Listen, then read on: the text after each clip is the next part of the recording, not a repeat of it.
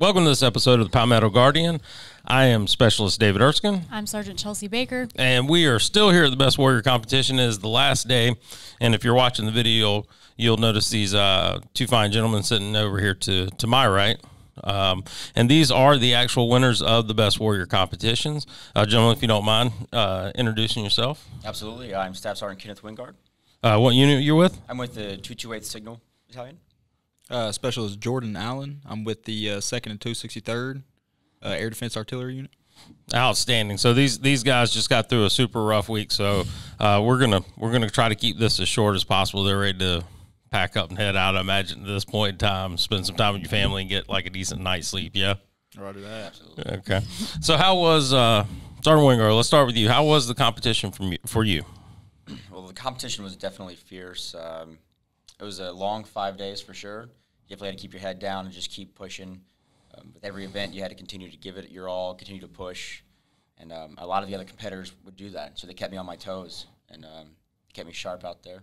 Same with Specialist Allen, incredible athlete here. And I would just, whatever he was doing, I needed to do too. So not direct competition, but still competition, yeah? How about you, Specialist Allen? How was the Best Warrior competition for you? The competition was definitely physically demanding. It was exactly what I thought it would be. For me, though, it was more of a mental struggle than it was the physical aspect of it. But overall, I thought it was a really good competition. I thought all the competitors showed a lot of heart. I just came out victor. You know, kind of a question I got kind of rolling around here on my side is, we'll start with Specialist Allen actually on this one, and then we'll work it back this way. But for you, what event? What was the toughest one? What was the one you got to and you're like, oh my God, I don't even know. Honestly, I wasn't looking forward to the 12-mile ruck. I don't think anybody is, honestly. The ruck was brutal. The ruck was brutal, but I have never done pugil sticks in my life, and that was probably the most winded I have ever been in any sport I've ever played my entire life, and it was only 2 minutes of my time. Now, for folks who may not know, when they mentioned the ruck, because we were here last year for our local Best Warrior, and then we went to regionals. This is the toughest ruck I've seen, period. Like, when I was talking to some of the folks, I was like, if people even finish the ruck, like, they've accomplished something. Because for people who don't know, we've been having rain, and we did it on some of the back trails and stuff like that, and there was legit mud, legit ruts. It wasn't like a smooth stroll down the beach or anything like that. It was rough. Sergeant Wingard, for you, how about you? What was the one you got to just, ooh? I mean, I definitely want to keep it original, but I had the second ruck march. You know, it was the elevation gain. It was continuously going uphill. Somehow you look at the peak. You expect at the peak of a hill there would be another downhill. It would just be another hill. It was incredible. So we just continually ascended, and then when we would go downhill, it was just rapid and sharp, and then back up again. So that was a tough, ruck march, and after that, everything else was just hard because of the ruck march. Because of the ruck march. So, and something else to keep in mind for people who don't know, the ruck march did kind of double duty because that's one of the German Armed Forces proficiency badge requirements at the 7.5 mile mark. So not only are you trying to hit that time, but you're also trying to hit the overall ruck march time for the Best Warrior competition. So you got kind of double push going there.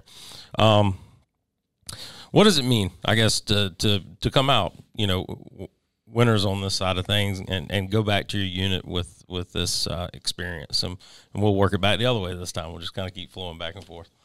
So for me, I think it absolutely means everything. I started training probably about 6 months out. The day they told me, hey, we want you to compete again, because I competed about 3 years ago in 2017. And I kind of didn't take it seriously, and I took second. And at the end of that competition, I realized first would have been nice. And so they called me, and they said, hey, we want you to do it again. And I said, absolutely not. And they said, okay, well, we'll try someone else. And then maybe 5 minutes, I just sat there at my desk at work, and I just thought about it, and I was like, no, this is redemption. So I called them, and I was like, you give me the support, and I'll give you everything I got. And they said, you got it. And I trained. I studied. I had plans on plans, and then I dieted. And everyone's enjoying their Thanksgiving, and all I'm thinking in my head, I was already competing. I was like, I bet the competitors are enjoying their meals. Like, I'm going to keep dieting. I'm going to keep pushing. I'm going to keep training. And so coming out on top means a lot to me. Yeah, there's a lot of effort, definitely. It's always a lot of effort in anything like this because, like you said, the competitors, they're sending the best from the MSCs around the state. Specialist Alan, how about yourself? If it's any consolation, I enjoyed Thanksgiving dinner because I had no idea I was doing Best Warrior until December. So, yeah, honestly, it's an honor just to represent the ADA. I know that last year we didn't have a representative at the competition. So for me to go to the battalion level and win that, and then them give me the support to come here and put their trust and faith in me to go out and do what I do every day in the military aspect of it, it's just an honor. That's outstanding. Specialist Baker, once again, it's a little odd because I can't see you during the conversation. I know, so I'm just like chilling in the So background. I don't have any like eye contact or signals from you. If you got a question, you got anything you want to jump? Smoke signals. Yeah, I know. Here. Just tapping out Morse code on the desk. Yeah. No, I think because this year it's going to be different for us at least because we're hosting regionals. So what are you guys looking forward to with that, being able to not only represent the state, but compete in the state, represent you like us? And yeah, they're coming to our home turf. I know. They're coming to y'all's backyard right now. Exactly. That's exactly right. So I know last year it was in Georgia, and I could be wrong, but I believe someone from Georgia won it. So this is home court advantage here. I've only been to McCready a few times in my military career, but now I have a better understanding of what the competition is going to be about, and then going forward, I'll know exactly how to train for that. And I'm not only representing the battalion at this point, like you guys said, I'm representing the whole state. So, and I'm from Knoxville, Tennessee. Scratch that from no, it's fine. You're South Carolina now, so that's all that matters. How about yourself, Sergeant Wingard? I mean, all I can do is third that notion that we have it's the home field advantage, right? So the idea is that you come into an event and you're not experiencing you haven't seen this before.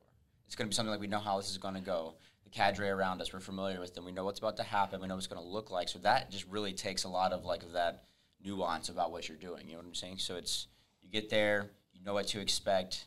I mean, I'm sure that rug couldn't get much harder. So don't say that because they'll listen to this and they'll make it harder. I'm saying, State Command Sergeant Major just went, yep, check that one up a notch. So, as tradition with all championship type situations with the winners, you just won the NCO Sergeant Best Warrior competition. What are you going to go do now? Well, caught him off guard. Everyone's talking about their cheap, that meal they're going to go get, and I just want a really cheap pizza, because I really haven't had one in so long. I'm going to Little Caesars. I'm getting a little extra crispy thin pepperoni pizza. There you go. I'm just going to eat it. How about you, Specialist Al? Well, I've got a 4.5 hour drive back, but fortunately for me, my girlfriend's going to drive, so I think we're going to stop by Sierra Nevada, and I think I'm looking forward to that the most.